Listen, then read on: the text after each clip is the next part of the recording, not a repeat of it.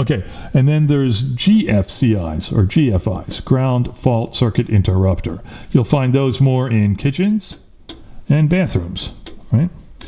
Where you got water and stuff. These are also really sensitive, so if somebody drops a hairdryer in a tub and somebody's in the tub, that 1500 watts is pretty dangerous, and the circuit that hair blow dryer is plugged into, GFI will sense it and pop, right?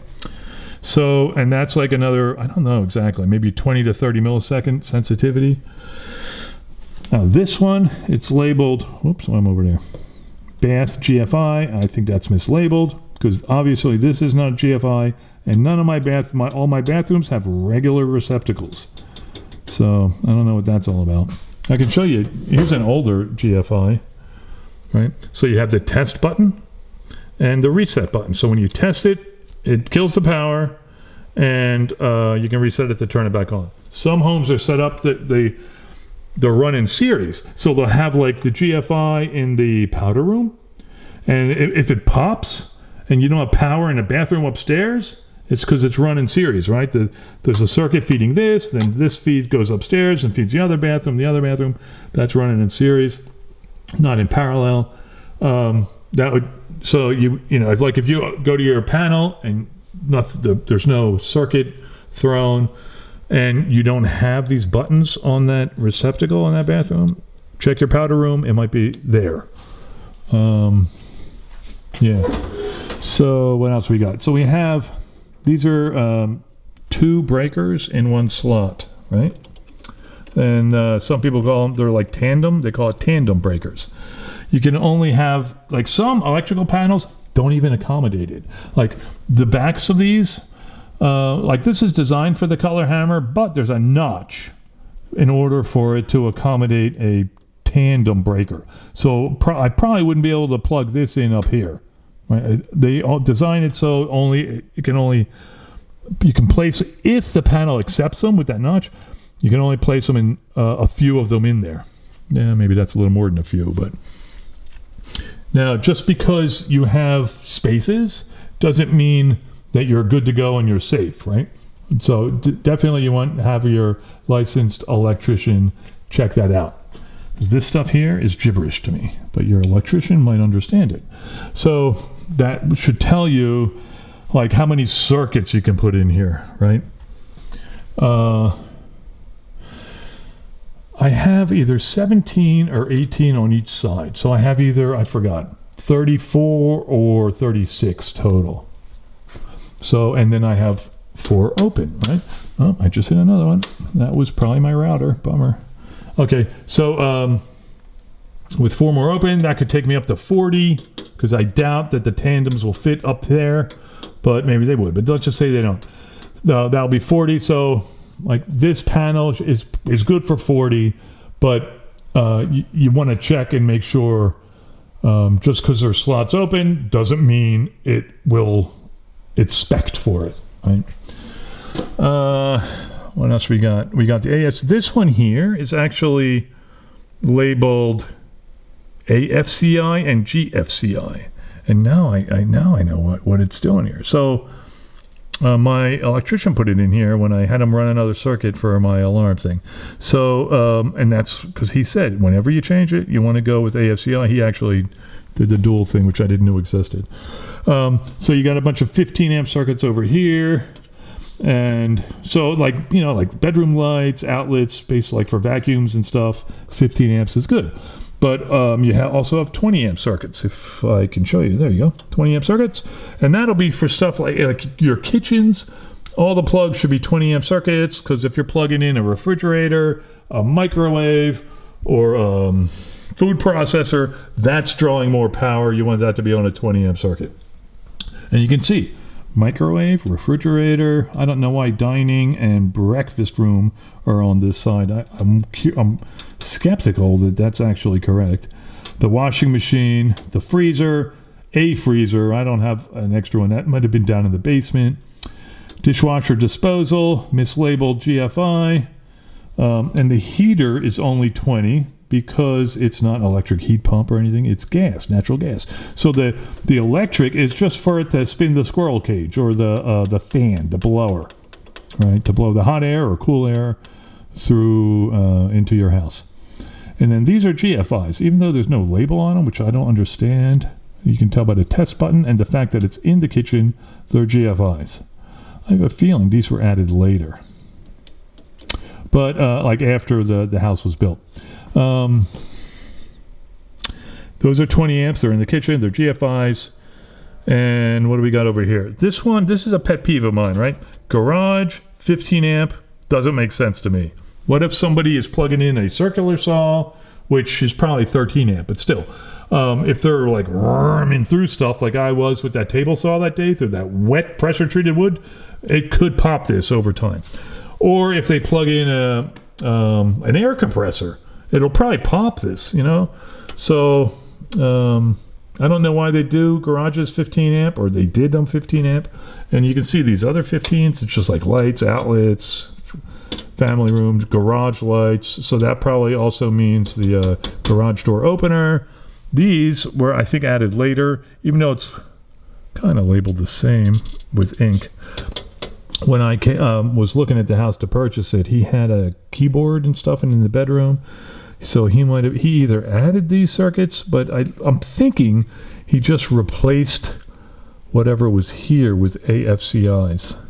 But anyway, that's what those two are doing there. Okay, so 50 amp, 200 amp. That's that fat gray one that's feeding from the outside. That's 200 amp cable, right? I don't know the gauge, but the higher the amperage, the more it's drawing, the fatter the cable needs to be. They go by gauge, right? The higher the number, the thinner the wire. So now then we got 50 amp.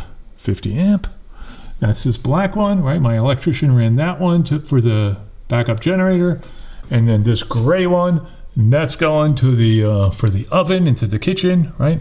Up and over. And then, right, the black one bangs a right over that duct, and the gray one actually does too. It goes over to the kitchen over there. And then what do we got? We got a couple of 30s, dryer and air conditioner. Those orange ones are 30s. And you can see there's one on the left, one on the right. One on the left, one on the right. So that's going to the dryer, that's going to the air conditioner. Up and over, down, over there, down there. And then we've got 15s and 20s. Let's see. Okay, so those white ones, those are 14 gauge. That's for the 15 amp circuit. The yellow ones are 20. Right, that's for the or 12 gauge. That's for the 20 amp circuit. My thumb is killing me holding this camera. So you see, there's actually one yellow over here, and that's actually a 3 conductor. And that's coming down to table saw. Where are we at? Table saw, right? The 20. Though all the yellow ones are on the right because all the 20 amp circuits are on the right. Where are we at, right? Did I just go too fast? I hate when people move their cameras too fast. And then you got the 15s on the left. 15s are coming out on the left. So if you see this, that your garage is on a 15 amp circuit, don't switch it with a 20 because the wire is a 14 gauge wire. And that's an accident waiting to happen. You don't want to overdo the wire. What could happen is, like, say, if you left that 14 gauge wire running into the garage and you just switched out to a 20 amp, we'll just pretend this is like not a tandem breaker, a single one, like that. And say you ran a air compressor or a circular saw or something, what would happen is you're not going to actually, this won't pop, but the motor on probably won't pop. The motor on the circular saw or the compressor will burn out.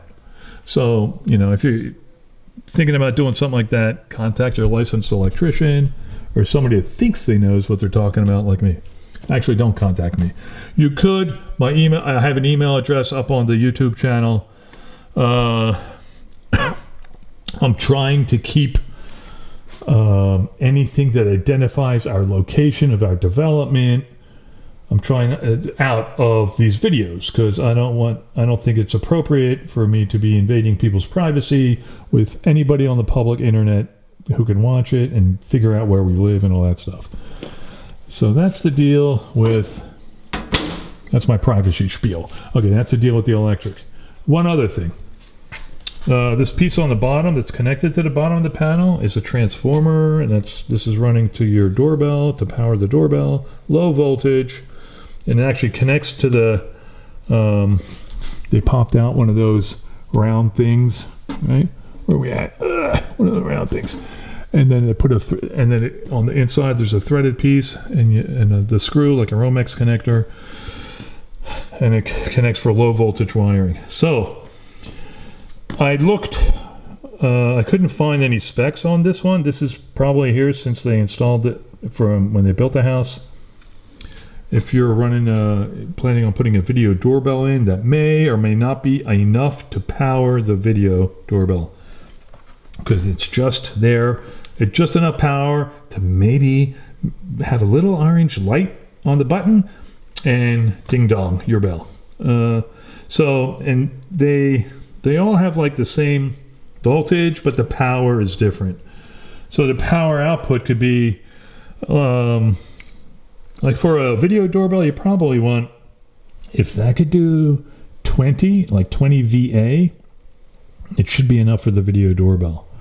But if you have an electrician install a video doorbell and you're running into issues, like with the video, it's pausing, skipping, rebooting, something, it's probably not getting enough power, and you probably want to have the transformer replaced. Actually, that's what this is, because I was going to do one and I haven't done it yet. But this one I think is either 30 to 40 VA, and that's just what I do. Overkill, right? Just like the battery, overkill. So that's the spiel for the electric. And this here looks like that stuff looks like it was wired for an alarm system or something. Yeah. Can't see anything else. You got the gas. So your utilities are coming in here. You got your gas line, the 1-inch gas coming in.